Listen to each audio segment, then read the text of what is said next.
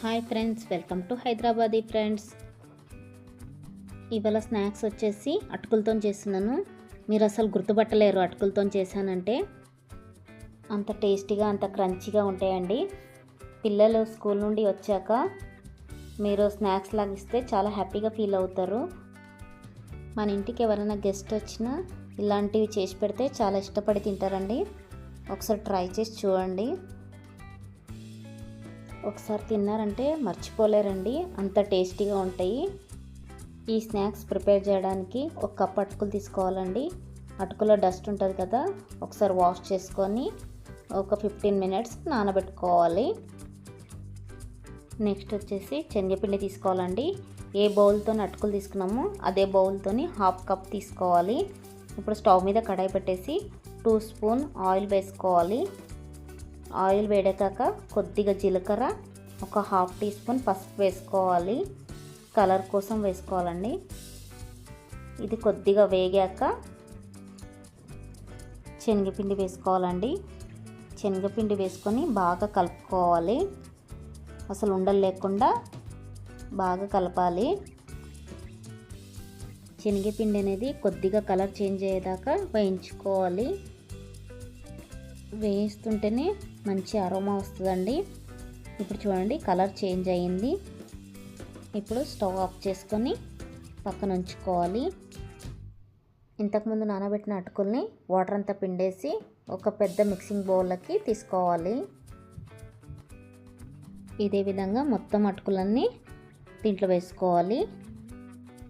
ఇప్పుడు వేసుకున్నాం కదా, ఇంతకుముందు రోస్ట్ చేసి పెట్టుకున్న శనగపిండిని దీంట్లో వేసుకోవాలి. ఇప్పుడు 2 టేబుల్ స్పూన్ బియ్యం పిండి తీసుకోవాలండి. బియ్యం పిండి వేసుకుంటే ఈ స్నాక్ అనేది కరకరలాడుతూ వస్తాయండి. ఇప్పుడు 1 టీ స్పూన్ కారం, రుచికి తగినంత ఉప్పు, ఒక హాఫ్ టీ స్పూన్ అజ్వాన్ వేసుకోవడం వల్ల డైజెషన్ అనేది బాగా అవుతుందండి, హెల్త్కి మంచిది కదా. కొద్దిగా అల్లం వెల్లుల్లి paste, half teaspoon garam masala powder, సన్నగా తరిగి పెట్టుకున్న కొత్తిమీర, సన్నగా తరిగి పెట్టుకున్న కరివేపాకు, ఇవన్నీ వేసుకొని బాగా కలుపుకోవాలి. అసలు వాటర్ అనేది యూజ్ చేయకూడదండి. ఆల్రెడీ అటుకులు తడిపినవి ఉన్నాయి కాబట్టి మనం వాటర్ యూజ్ చేసుకోకుండానే సాఫ్ట్గా పిండి ముద్దలాగా తడుపుకోవాలి. ఎక్కడ అటుకులు అనేది కనిపించకుండా సాఫ్ట్గా కలుపుకోవాలి. పిండి అనేది ఇలా అవ్వాలండి.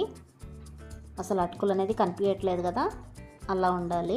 ఇప్పుడు చేతికి ఆయిల్ అప్లై చేసుకొని చిన్న బాల్స్ లాగా తీసుకొని దాన్ని రోల్ చేసుకోవాలండి. పొడవుగా కుర్కురే ఎలా ఉంటుందో ఆ షేప్లో చేసుకోవాలి.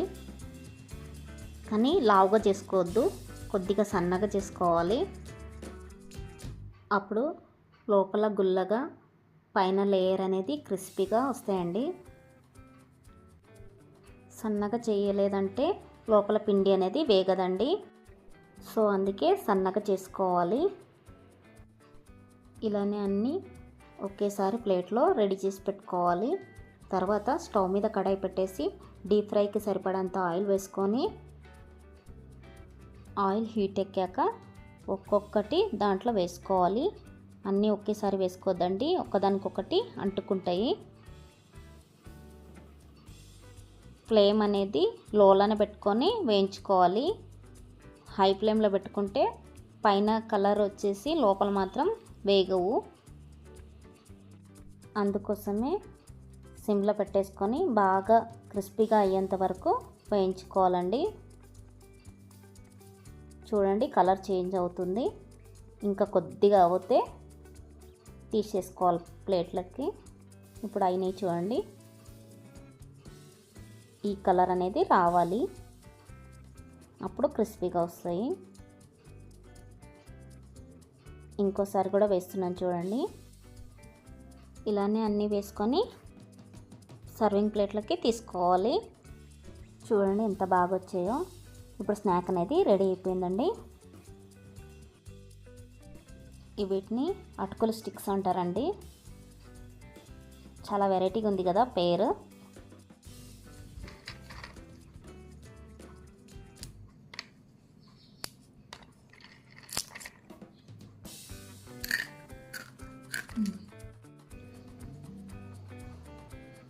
ఇప్పుడు చూడండి, టేస్ట్ చూసి చెప్తాను ఎలా ఉన్నాయో.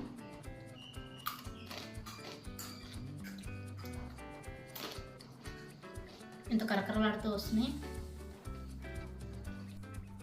మా వీడియో కనుక మీకు నచ్చినట్టయితే లైక్ చేయండి, షేర్ చేయండి, సబ్స్క్రైబ్ చేయండి. Bye friends.